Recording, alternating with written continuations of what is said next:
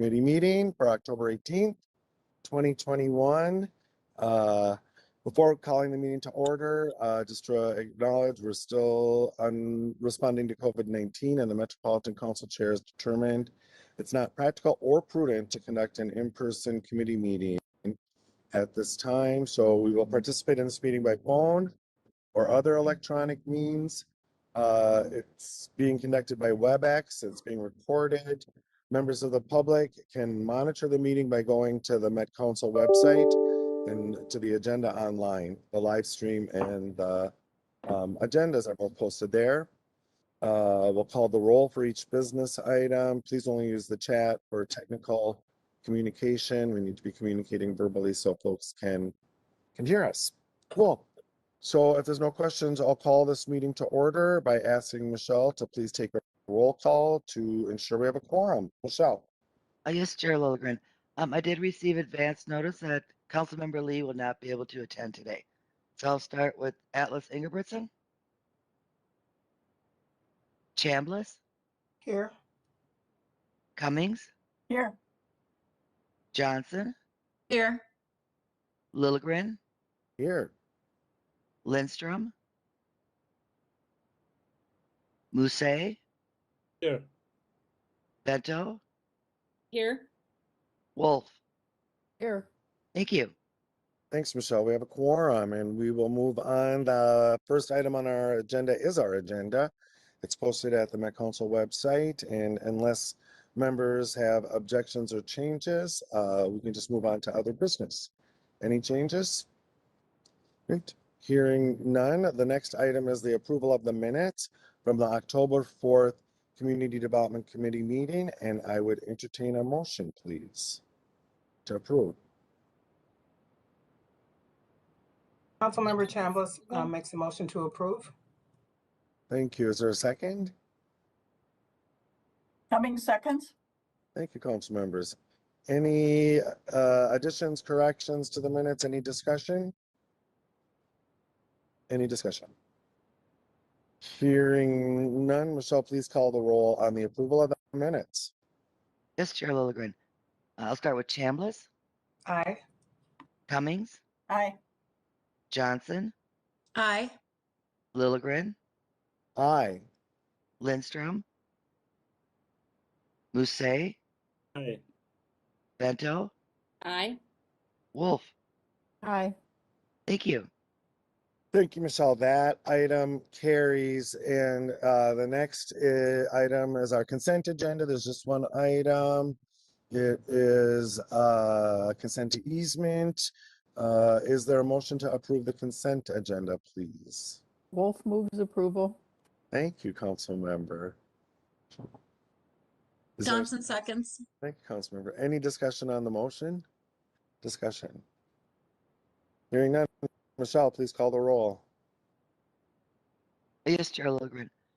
Chambliss. Aye. Cummings. Aye. Johnson. Aye. Lilligren. Aye. Musse. Aye. Bento. Aye. Wolf. Aye. Thank you. Thank you. The consent agenda is adopted. And that was our only business item for today. So we will move on to our information item. I'm guessing it's going to prompt some discussion. And the information item will be presented by, I believe Terry Smith, and Joel Huding will present the payment standards for our Metro HRA Rent Assistance Program. And Terry, are we starting with you, Ms. Smith? Thank you, Mr. Chair and members of the committee. I'm happy to be here tonight and share some long overdue information with you. Well, I don't know if it's long overdue, but it's an interesting conversation to have. And tonight we'll be having a discussion on the payment standards and the adoption of the small area fair market rents for the rent assistance programs administered by the Council's Housing Authority. And so I will share just a few background slides, and then Joel, my brilliant colleague, the research manager, Joel Huding, will present some information on what's happening in the rental market with rents and vacancy rates. And then we'll get into some scenarios that will prompt, I'm certain, some discussion on where we should go with rent limits and payment standards for the coming year.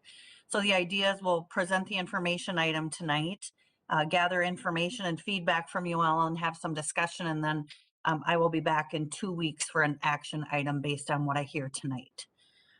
So with that, I think I'll just start with the first couple of slides and I'll let Joel introduce himself. I think he starts on slide 3 or 4. So next slide, please, Greg. So just as a reminder, payment standards are the rent limits that are used in the administration of the Housing Choice Voucher Program and other rent assistance programs administered by the Metro HRA. This is the amount of sort of shopping dollar amount that families with vouchers have when they're out looking for rental units. These limits are somewhat limited by the fair market rents that are issued by the U.S. Department of Housing and Urban Development each year. They were released during August, and since that time, we've been working with our research partners and our staff on analyzing where these limits are at.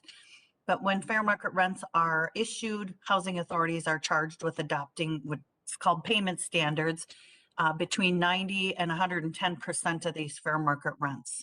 And our goal is sort of trying to find the balance between having high enough standards to allow choice and, ensure voucher holders are successful in placing their voucher, but low enough to serve as many families as possible. You will recall that we adopted small area fair market rents back in December of 2019. The implementation of that was delayed due to COVID-19. We had some resident and tenant listening sessions that were delayed because of COVID-19. We had been awaiting HUD approval, and so that delayed us some, but we were able to implement those in July of 2010.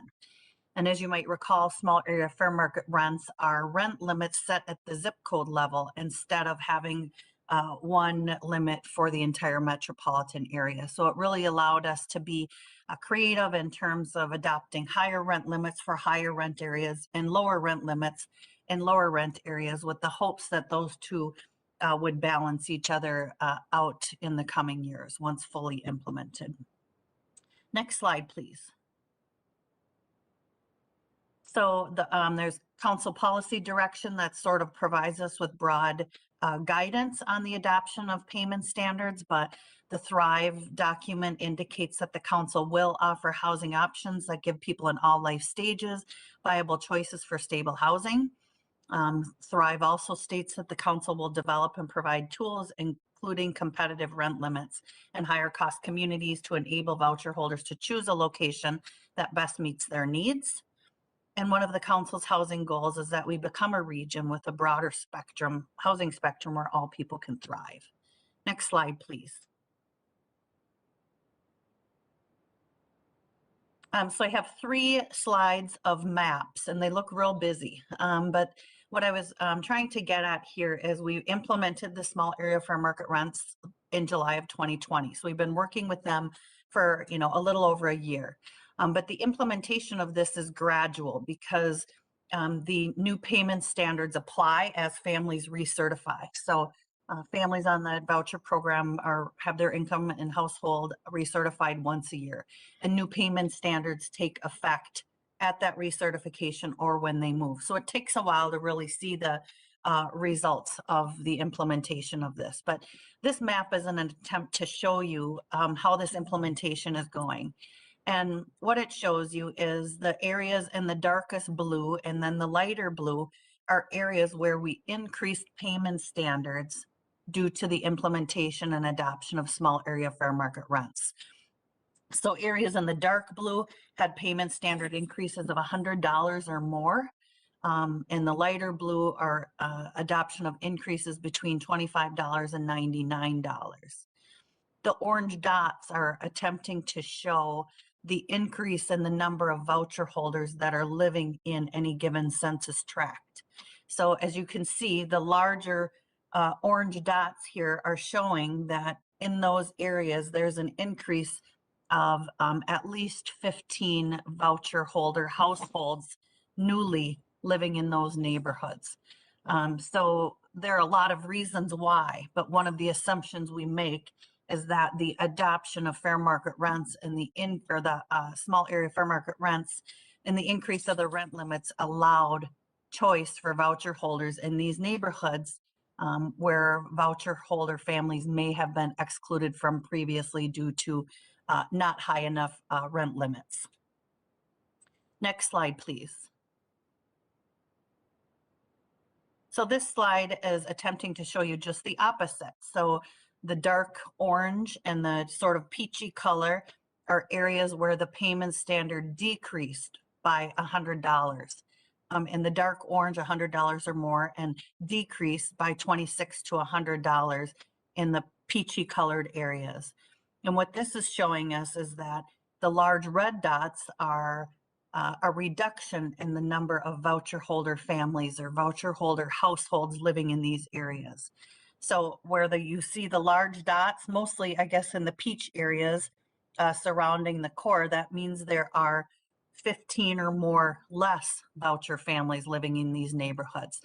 And there's no perfect science to this, but one of the assumptions we make is that people with vouchers maybe had more choice in terms of where they lived. So some moved out of the lower rent areas and perhaps into some of the higher rent areas, something that maybe they couldn't do prior to the implementation of small area fair market rents. Next slide, please.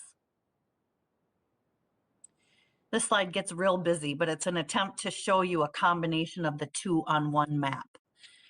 So where you see the dark green and the light green, or all the greens, are areas where the payment standard increased as a result of small area fair market rents.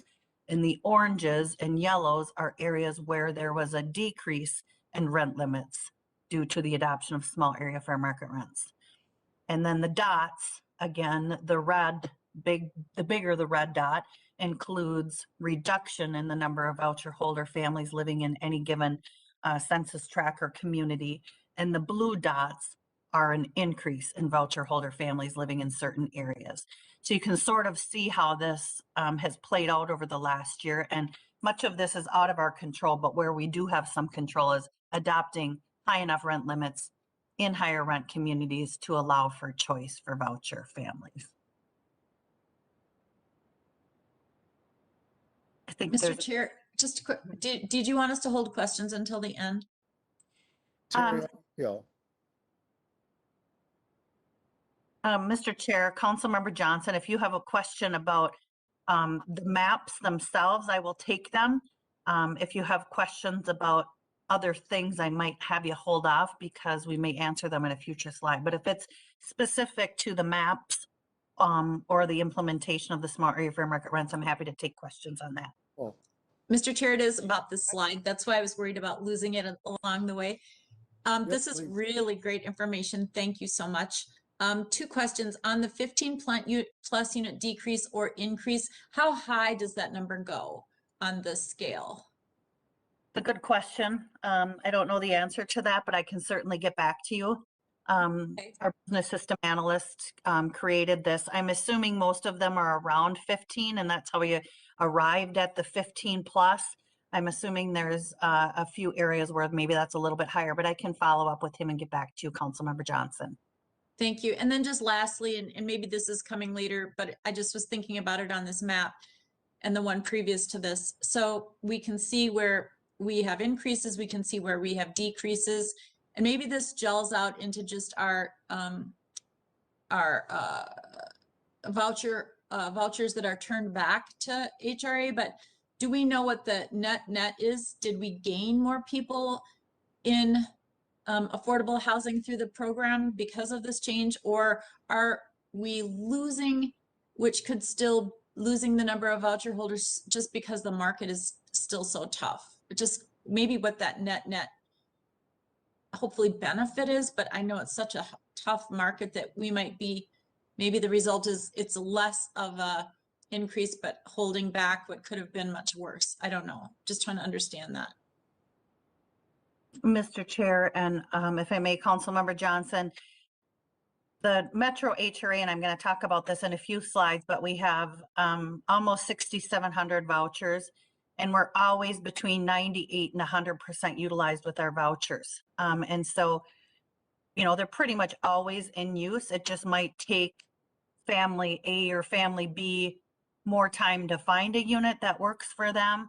And it can be a challenge, more of a challenge for some than others, depending on their background, their rental history, their credit history, all of those kinds of things, landlord acceptance of vouchers and all of those things. But vouchers are always pretty much all in use. And it just might take us more families to go through to find families who are successful, but they're always in use.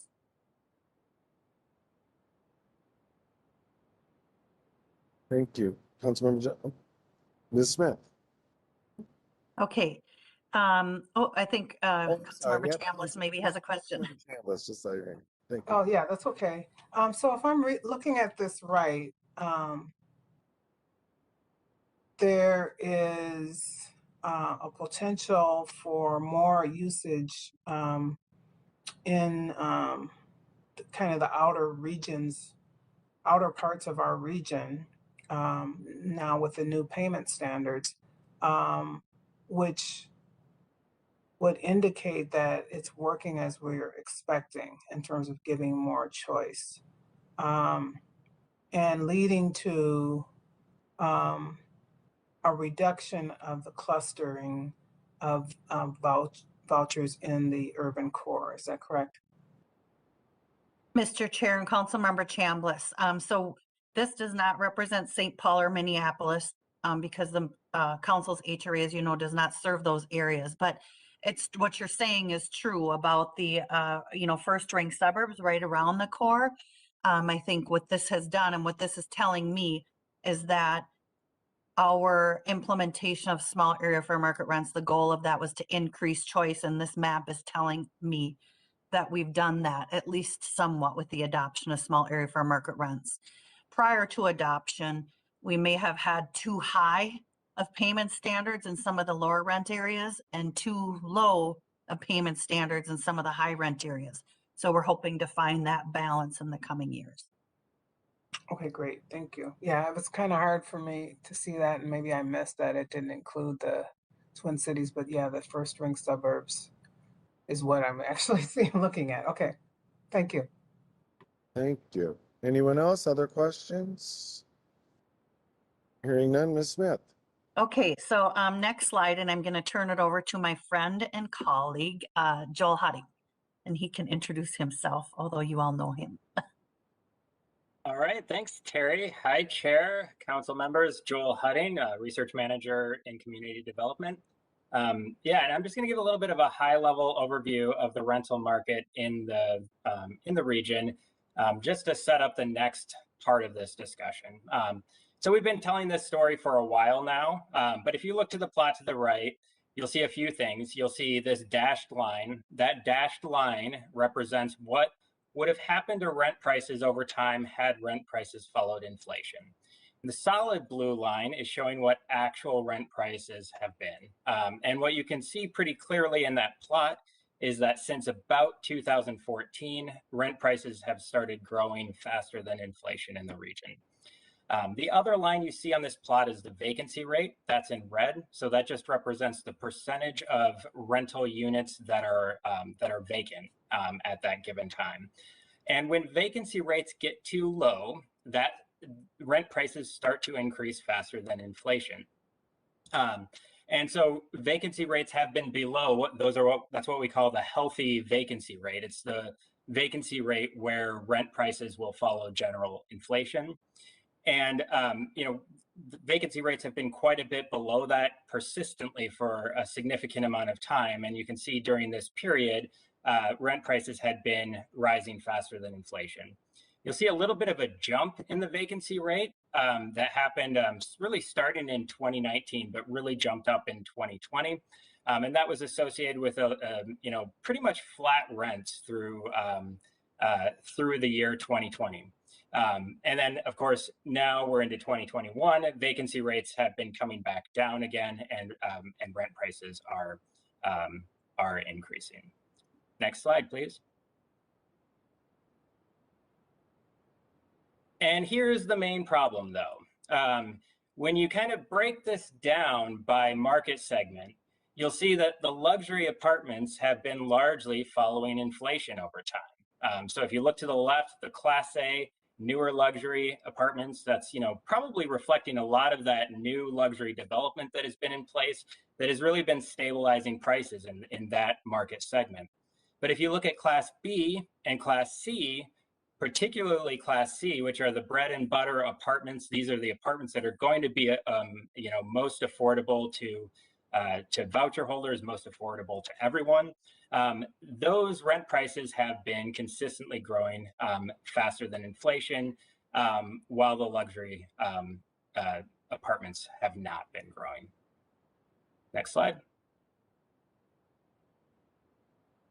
And just sort of looking across different bedroom sizes, what you see here, it's probably clearest on the plot on the right, which is showing percent change since 2010. But we're showing the growth of rent price over time by bedroom size, and studio apartments actually, started to stabilize, and you can see that pretty clearly in the plot to the right. So 1 bedroom, 2 bedroom, 3 bedroom apartments have all continued to grow really rapidly, while studio apartments have stabilized in recent years. And next slide. And now just putting a little bit of this in context to compare ourselves to other regions across the country.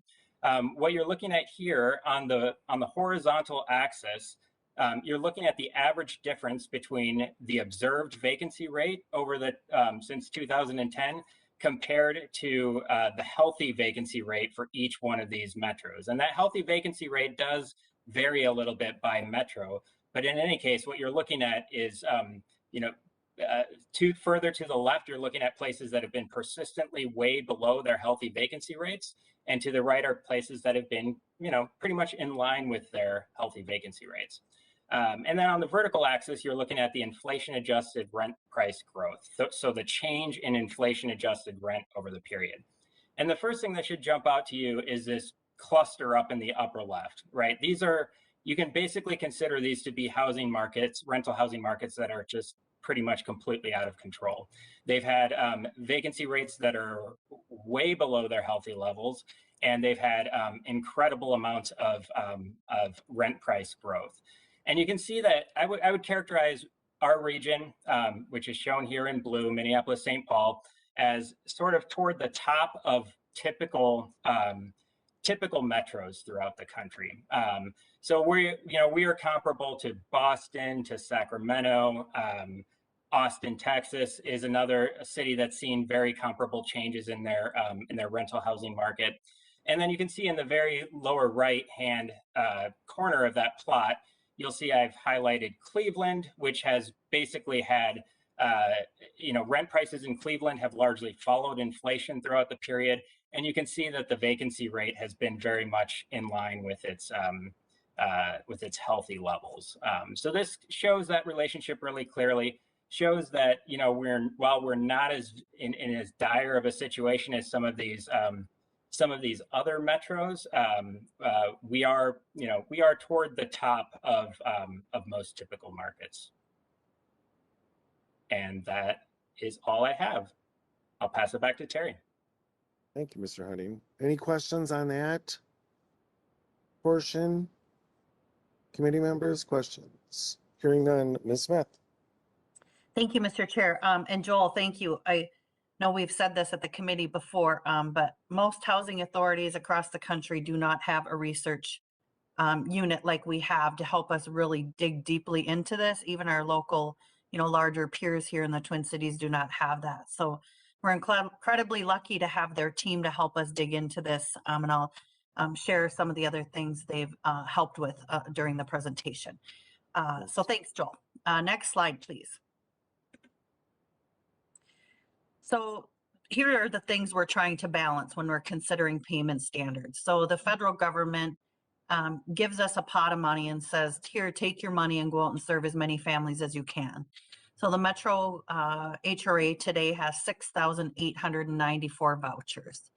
And we're just going to use a round number of 70 million for our projected federal revenue. I think our budget this year is 0.5 million for the voucher program, and next year gets up to about 75 million. But for purposes of discussion, I'm just going to use a round number of 70 million because it helps me demonstrate what we're going to talk about next. And, you know, frankly, a lot of these numbers we don't even know and won't know until we're into 22, what our 22 budget will be. So we're just going to sort of talk about these things conceptually. But essentially, you know, the higher the rent limits that we adopt impacts higher average subsidy. It means we potentially will issue fewer vouchers, but it means that voucher holders have a higher chance of being successful in placing their voucher.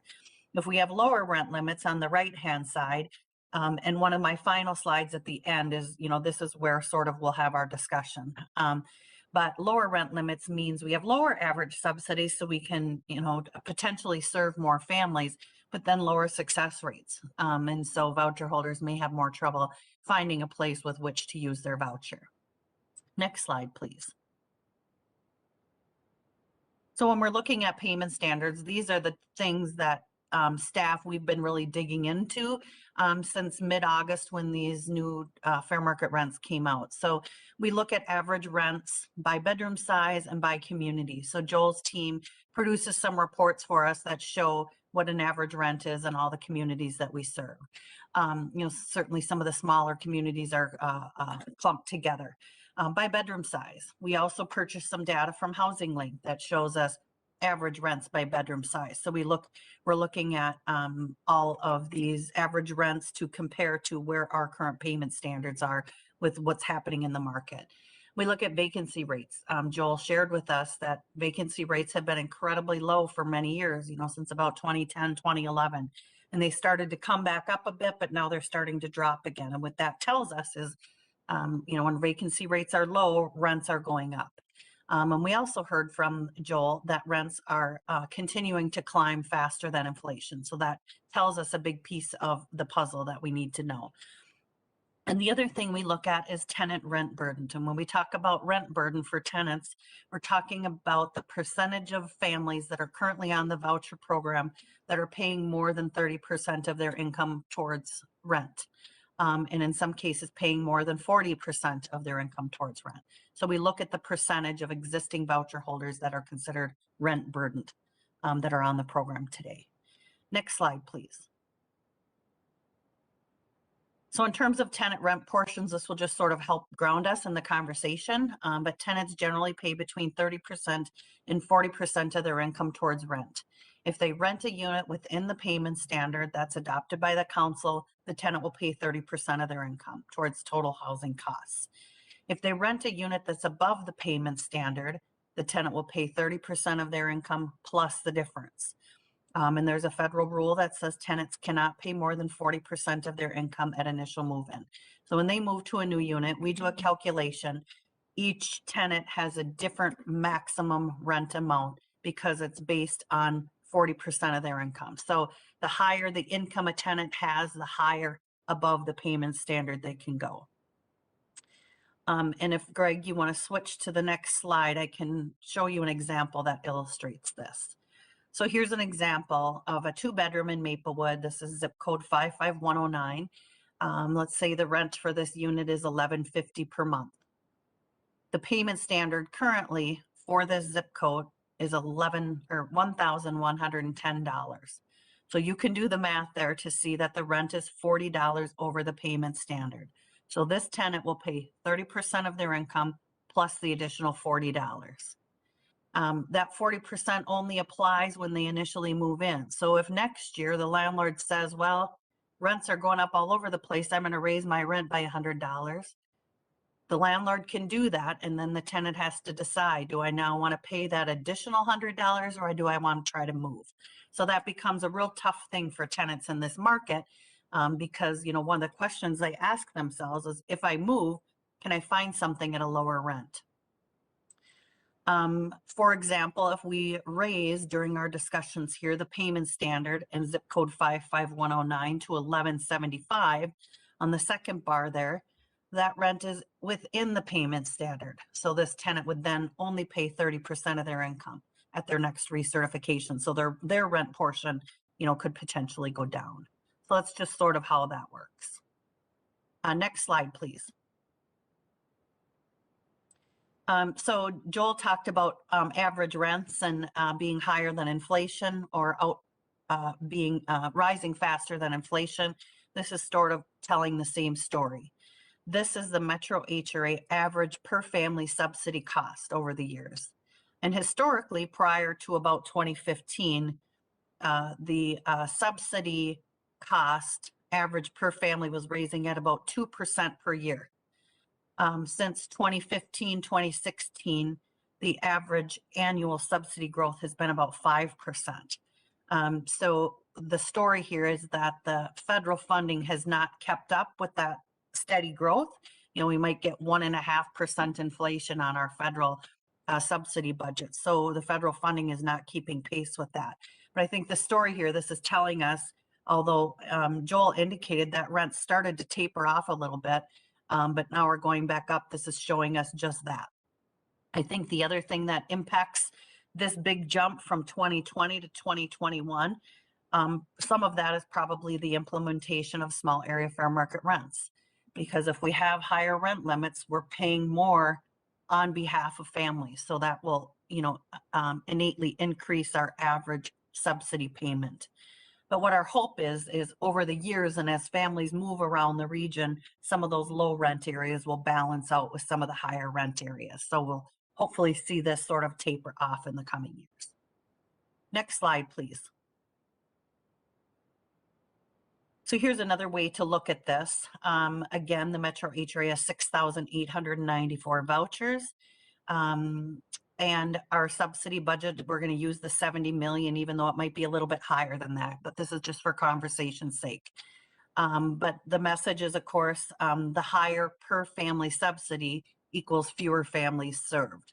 So the chart on the right, the top row, let's say our average per family subsidy is $800, means we can serve about 7,200 families with our $70 million. So we can serve all of our voucher holders and probably have some money left. If our average subsidy goes up to $850, we can serve almost 100% of our voucher families with that money. So near 100%. But if our average subsidy cost continues to go up to even $900, we get into a position where we cannot serve all of our voucher families. Under that scenario, we would only be able to serve 93% of our voucher holding families. Essentially, for every $25 increase in average HAP, we see a reduction in service to about 200 families. And these numbers are, you know, very fluid because we don't know what our voucher funding is going to be. We don't know where families are going to be living in the future. And we don't know what the income of families is going to be. So many things impact this. These are sort of worst case scenario examples, just to sort of illustrate what the issues are. Next slide, please.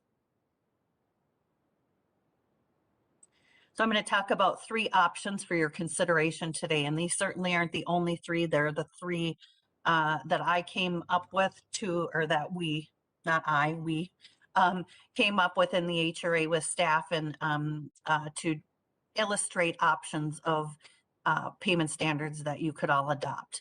I'm going to talk a little bit more about each one of these, but option 1 would mean minimal changes just to bring the payment standards into the required range. So that range between 90 and 110%. Option 2 would be making additional changes based on the market, based on what we know average rents are, and really using some local knowledge that our staff on the ground have about what rents are in certain communities. And then option 3 would be to adjust or sort of re-benchmark all of the payment standards to 100% of the new small area fair market rents. And each one of these options has a price tag. Next slide, please, Greg. So under option 1, we would be making minimal changes to bring payment standards into the required range. HUD requires that we adopt payment standards within a 90 and 110% of these small area fair market rents. So if we did this, we would have increases in 80 zip codes. We have 124 zip codes total in our service area. So 80 of them would increase. They're minimal increases, and they're mostly in 0 to 2 bedroom units. And those are areas where the current payment standards are below 90% of the fair market rent. So we'd be making tweaks to bring them up to that 90% level. There would be decreases in 3 zip codes, and it would impact 9 families. So 9 families would experience a decrease in their payment standard. But the way the HUD rules are written, decreases only go into effect 2 years after adoption. So families have a year to prepare themselves for an increase in their rent portion. And these 3 zip codes are currently, the current payment standards are above 110% of the small area fair market rents. So we'd have to reduce those a little bit to be within range. Regardless of the option that we choose, these things will be true. We have to increase in 80 zip codes to bring them within range. We have to decrease a little bit in 3 zip codes to make them within range. In terms of tenant impact, we talked about rent burden. So again, rent burden are those families that are paying more than 30% of their income towards rent. Current rent burden for all families on our programs is 48%. So that means 48% of current voucher holders are paying more than 30% of their income towards rent. As we play around and adjust with payment standards, we can plug in different scenarios in our spreadsheets, and it will tell us what the future rent burden will be to tenants. And this is based on tenants where they live today, the rent as it is today, and their income as it is today. We know none of those things will always stay the same, but it's the best information we have. So all things staying the same, we make these tweaks to the payment standards. After fully implemented, we will still have 48% of our tenants paying more than 30% of their income towards rent. A standard rule of thumb in the industry, and as recommended by HUD, is that programs should have no more than 40% of tenants being rent burdened. So as you can see, this scenario would not reduce the rent burden, so it wouldn't be within our goal range, is something to consider. But there's a price tag because we would be increasing in 80 zip codes. And so this could cost us $1 million. And what that means, again, it assumes income stays the same, nobody moves, the rents stay the same. It means that it will cost us $1 million more to serve the same families in the same circumstances. $1 million is enough to serve 100 families for 12 months. And so if the federal funding does not support this additional $1 million, there could be a reduction in service to 100 families. I'm going to assume that our federal budget will increase enough such that this won't be the case, but it's the worst case scenario. Next slide, please. Option 2 is changes based on market and average rents and some localized knowledge of what rents are in communities. This would mean if we adopt option 2, the new payment standards would be between 95% and 99% of the newly issued small area fair market rents. And the reason we have a range there is because average rents are different based on different communities. So we're really digging into those average rents to come up with where we think rents should be. We also are looking at rent burden of specific families within specific communities. So when I'm the middle column here that talks about rent burden is the entire program. So all 6,800 families. When we're looking at making adjustments to zip codes here and there, we're looking at the rent burden of families living in certain zip codes. But under this scenario, we would be making increases in 100 zip codes. We would be making decreases in 24 zip codes. That would impact 34 families. And again, it wouldn't be implemented for those 34 families until 2 years from implementation or unless they move. And these 34 families are in rural areas of the region. The tenant rent burden under tenant impact, it's always going to be our current rent burden is 48% for our full program. After fully implementing option 2, the rent burden would reduce to 36%. So that means 36% of families would be paying more than 30% of their income towards rent. So that would be within the, goal range that we've established, that the industry uses, that HUD uses, that most housing authorities use. In terms of implementation cost, assuming every family stays in their current unit today with the same rent, the same income, all things the same, this option costs us $2.2 million to implement. And $2.2 million is enough to serve about 190 families. So if there's enough federal funding, which we cross our fingers that there would be under this option, there would be no service reduction to current families. But if the federal budget does not support an additional $2.2 million, we would have to reduce our program size, according to the budget that we receive over time. So no family would lose their voucher. We would reduce the program size through attrition. And next slide, please. So here's option 3, and this is sort of doing a re-benchmarking. When we initially adopted small area fair market rents back in December 2019, we adopted them at the straight 100% of the new small area fair market rents. We did that because it was the first time we implemented them. We weren't sure how this was going to work. We did it for ease of administration and for many other reasons. But if we were to re-benchmark today and adopt payment standards that are equal to 100% of the new small area fair market rents, we would be increasing the payment standards in 115 zip codes. We would be decreasing the payment standards in 9 zip codes. Again, these would be rural areas of the region. It would impact 15 families. Under tenant impact, under this scenario, again, of course, today our rent burden is 48%.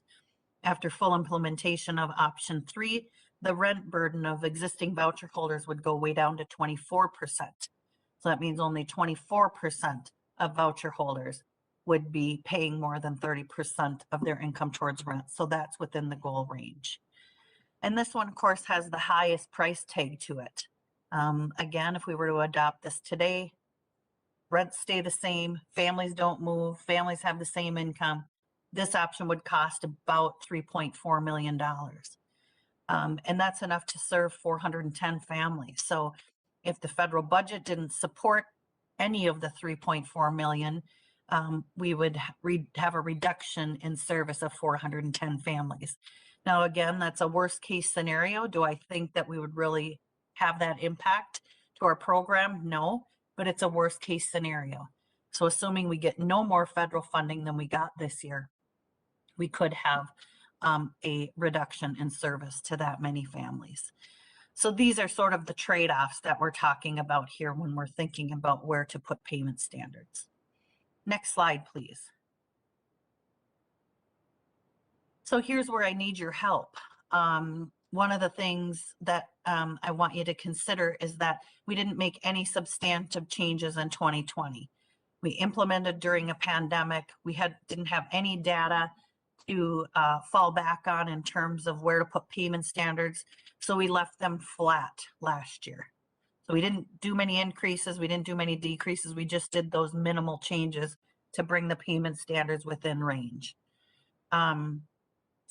The maps that I showed you early in the presentation, I think shows us that increasing payment standards did provide increased choice, and we hope to continue that trajectory to encourage families to live in an area of their choice.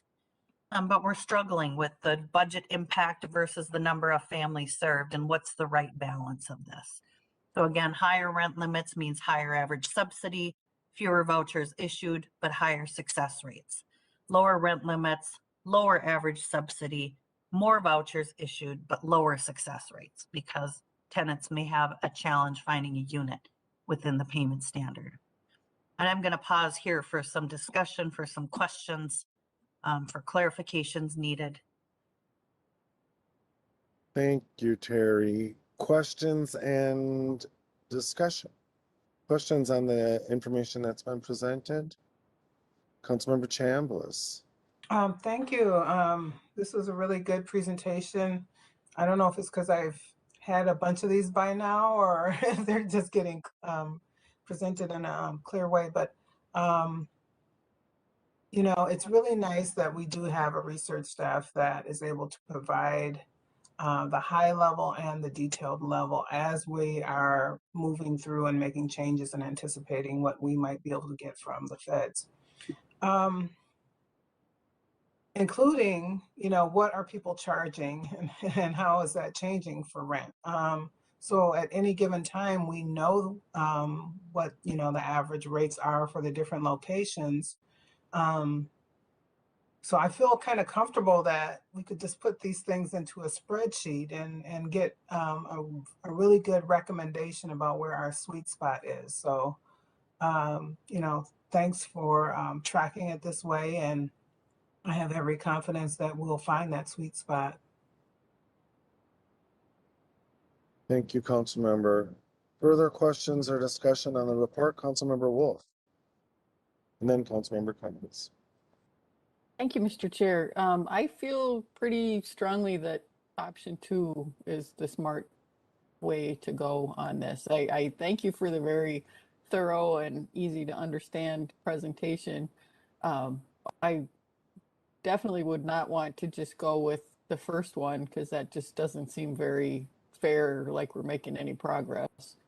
And the difference between the second one and the third one is the difference of 220 or so families potentially. I can see us maybe getting the federal funding to keep us going with option 2, but I really don't want to lose 200 families eligibility through attrition because we've got a long waiting list. So I think it presents a good balance between all of the different forces.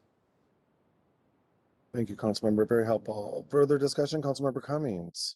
Thank you, Mr. Chair, and thanks, Terry, for this. This is great. I think this is one of the hardest discussions that we ever have. It's just really, really challenging because there's no good answer. I have a couple of questions. I'm wondering if the federal government gives you any sort of inkling as to what direction they may be going as far as funding goes. So that would be one question. I'm wondering, what kind of input do you hear at tenant listening sessions? What are current tenants suggesting? And then is there going to be some impact going into 2022 that you can anticipate with the expiration of the eviction moratorium on need and so forth? If you can you kind of, those are my questions to start. So, Mr. Chair and Councilmember Cummings, really good questions. Number one, the feds, we do get, we have these tools that we use for monitoring our utilization and funding and so on, and they populate those tools with a number for 2022 budget, but it doesn't really mean anything until Congress adopts a budget. And so I've seen it where we get more money than that says. I've seen it where we get less money than these tools say. And so I'm real hesitant to rely on any information we have. I am confident we'll see somewhat of an increase in our budget from this year to next year, just based on history and, talking with our industry leaders and so on. But it's hard to know. And generally speaking, we don't have our budget for the next year until March, April, May of 2022. So we're sort of driving, without being able to see for a few months into the year. And that's just been how Congress has operated. So we really do need to wait until that budget is adopted. One of your questions, I forget the second question. I remember the third question was about the eviction moratorium, and we certainly do anticipate seeing an impact of that and are seeing some of that already. I think the demand for housing assistance is always incredibly high, we have more interest in our programs, and then we can even come near to serving there's not even a way people can get on waiting lists right now. And that's not only true in our region and our housing authority, but all over the country. So although there may be more tenants that will need assistance, there won't be any assistance available. So, where we may see an impact is increase in homelessness, for example, for people that are losing their housing, and had that, the security of the eviction moratorium, for some time during the pandemic. So I wish we had enough resources to help all those in need. We just don't. And I forgot the middle question, Councilmember Cummings. The middle question was, what are you hearing from tenants in your listening sessions? What kind of input have you heard? Oh, yes, Mr. Chair and Councilmember Cummings.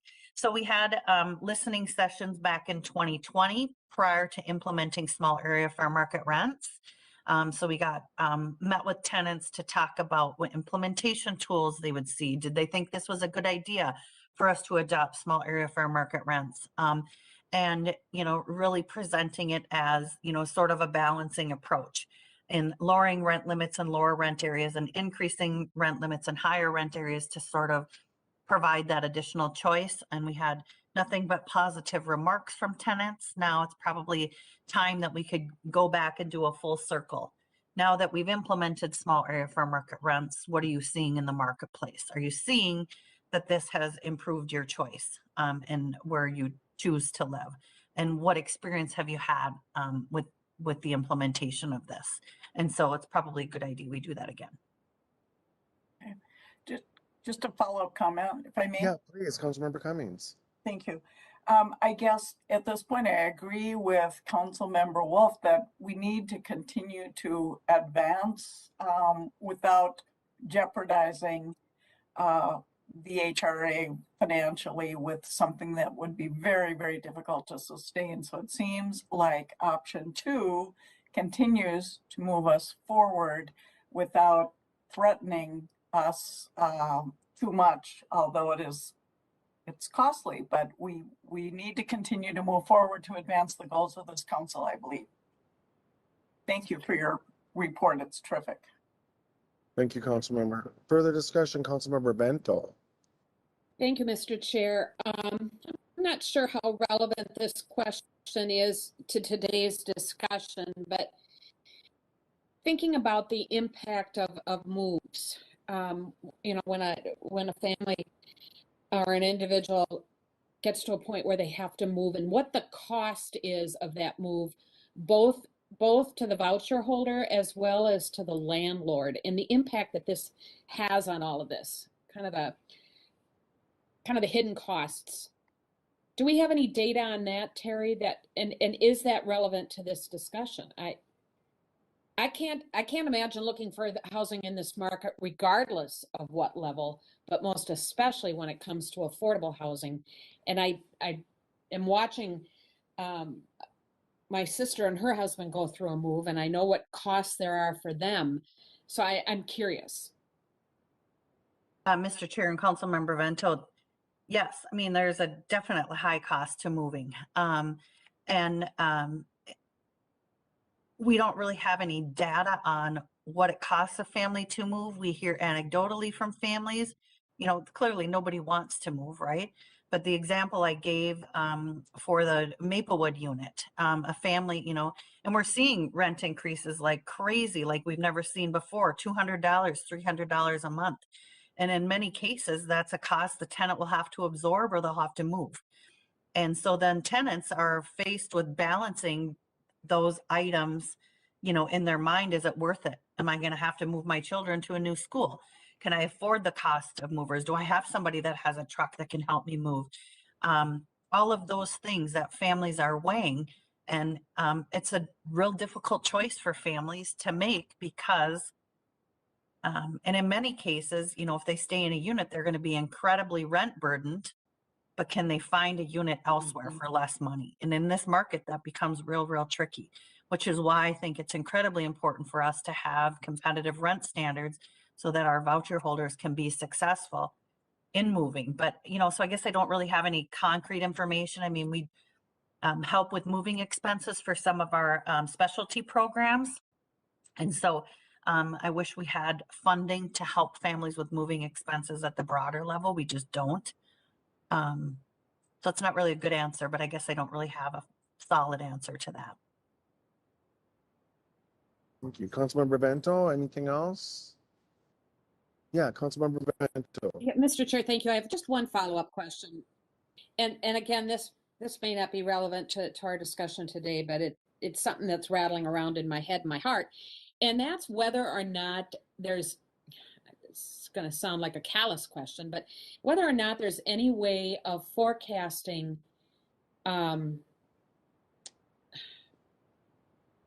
especially looking now at what we know and what we don't know, forecasting what the growth in the number of folks who are unsheltered or relying on homeless shelters, what that's going to be like this winter. Mr. Chair and Councilmember Vento, yes, I mean, there are discussions all over the region happening with that. The council participates in the Minnesota Interagency Council on Homelessness, the state organization that works with unsheltered people experiencing unsheltered homelessness. I sit on a committee. Chair Zelli sits on the governing committee for that, and those discussions are happening.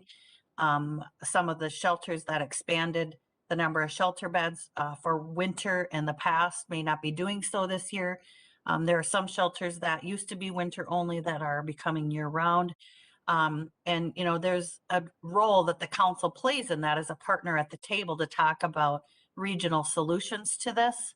But we're not a shelter operator. And so, you know, although we're involved in discussions, we don't per se contribute to, you know, shelter operation, for example, but we contribute to conversations. And some of the ways we do contribute are like with our emergency housing vouchers.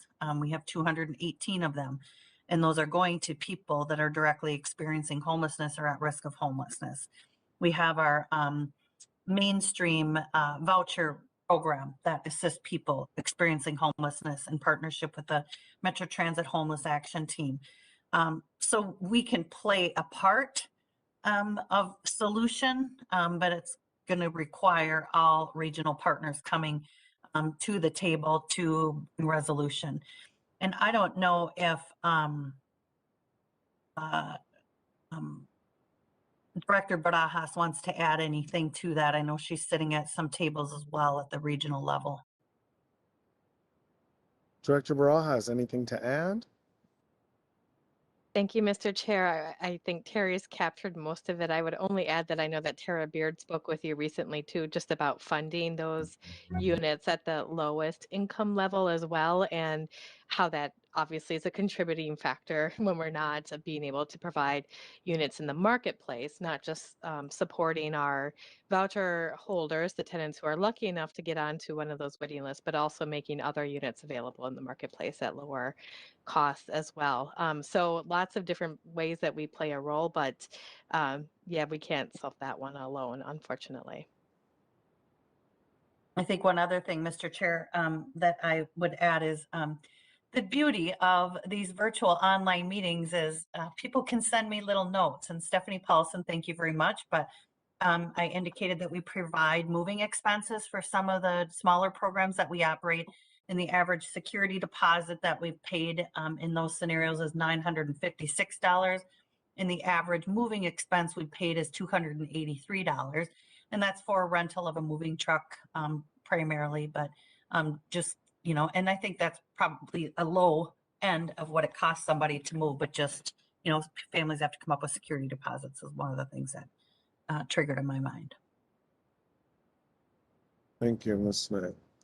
Councilmember Bento. Mr. Chair, I just want to follow up with a thank you. I always feel so much angst about these types of conversations, but I've got to tell you, Terry, and to all of you in the community development staff team, you do a really good job of helping lay out the facts and figures so that we can make informed decisions. And I really appreciate it. So thank you very much. Thank you, Councilmember, and I second that. I concur, and I see Councilmember Johnson's requesting the floor. But before I recognize her, Terry, Ms. Smith, is there you're looking for feedback here, right? I mean, it was helpful that council members Wolf, Cummings sort of picked an option. That's kind of what you're looking for us today, from us today, correct? Great. Mr. Chair, Councilmember- yes, please. Yes, okay, thank you. Councilmember Johnson. Yeah, I wanted to concur with what Councilmember Wolf and Councilmember Cummings said. That's the same course I would take. Really difficult decisions. This is gut wrenching, but I think you guys have done a great job laying all this out. Your work is tremendous, and I just want to support the direction that were offered by Wolf and Cummings. Very helpful. Thank you, Councilmember. Councilmember Chambliss. Thank you. So, given the options that we have and kind of calculating where we sit in terms of supply and demand and costs and expenses, I think we will be able to identify which zip codes are going to give us the most results for housing folks. Okay, so given that, I'm kind of looking at option 2 as well, because if we do have to reduce certain zip codes, we have enough intelligence, I think, to identify which of those zip codes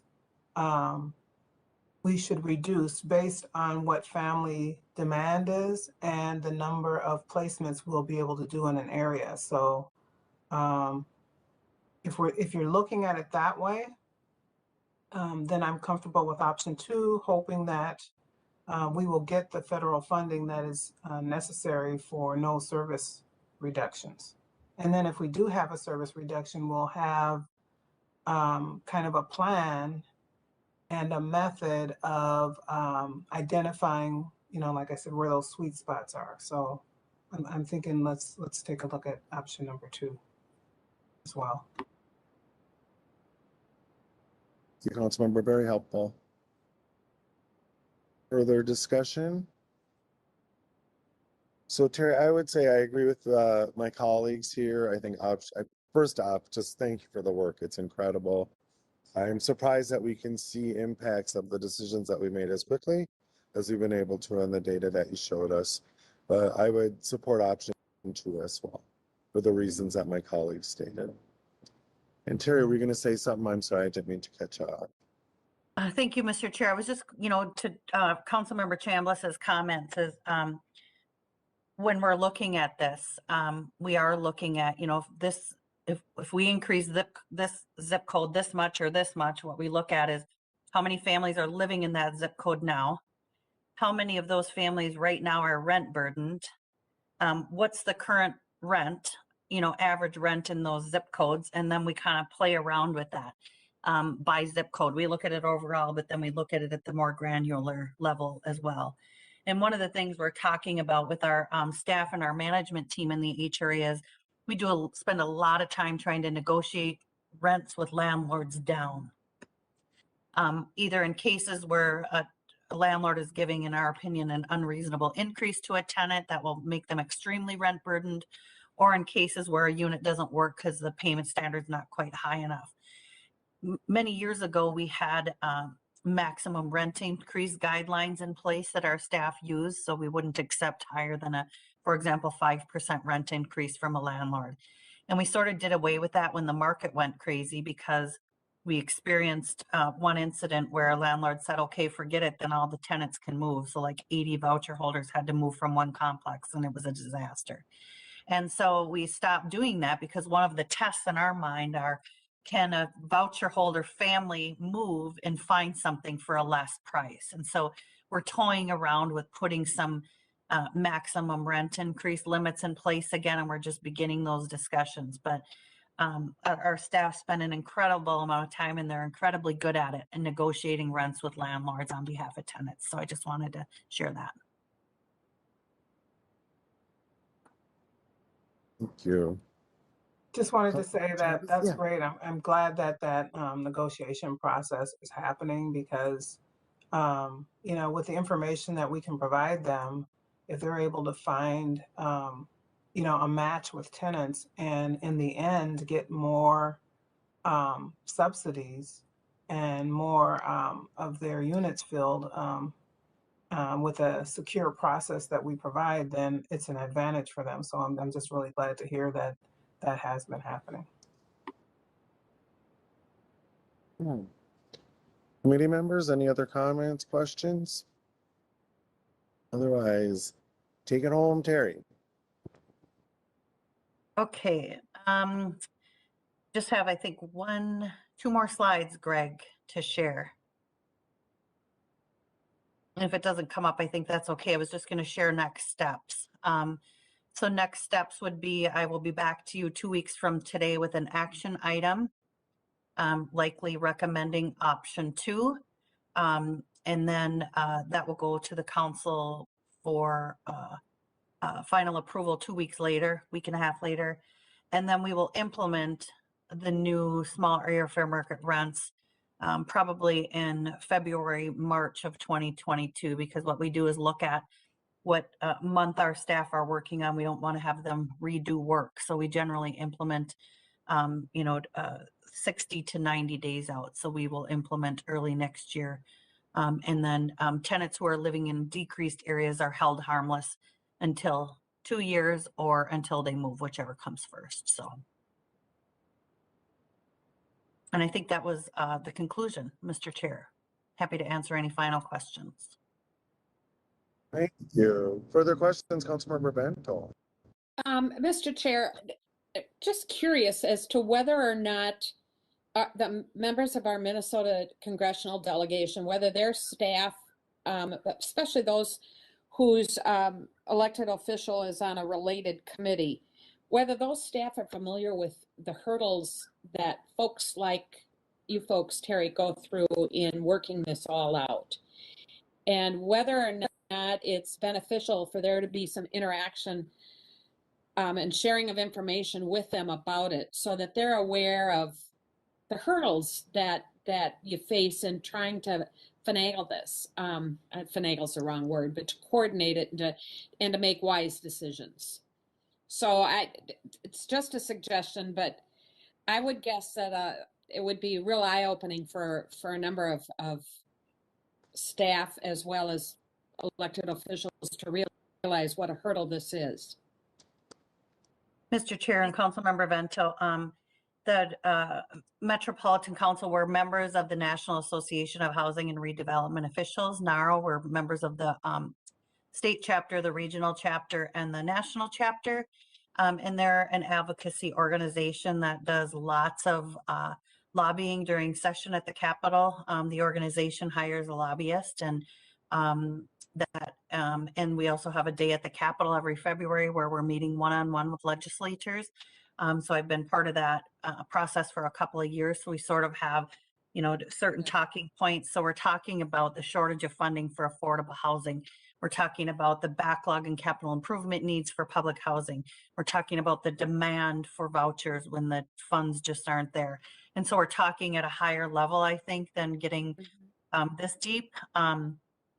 We also have a lobbyist that the council hires at the federal level that has helped us communicate and get in touch with our members of Congress regarding special initiatives like the mobility demonstration program, like the moving to work, but also lobbying for full funding of the voucher and other affordable housing programs. So we do have connections to our members of Congress, and mainly through these industry groups. There's several industry groups. We just happen to be most involved with the national, regional, state, and national NARO folks. Thank you. Thank you. Further questions or discussion? Further questions? Seeing none, Terry, Joel, thanks so much for that presentation and the work. Thanks to your team as well. It's a policymaker's dream to see this kind of data laid out before us to help support decision making. So very helpful. Thank you. Yeah, thank you. We have reached the end of our agenda. Lisa or Michelle, anything else? I do don't- not have anything, Chair Lilligren. Thank you. Me Alright, either. Just so- enjoy the lovely afternoon. Yeah, Yes, see, too. good things. Business before this committee We're adjourned. Thank you, everyone. Thank you. Thank You're you. all ordered to Thank go you, everyone. outside. Have a good week. Bye-bye.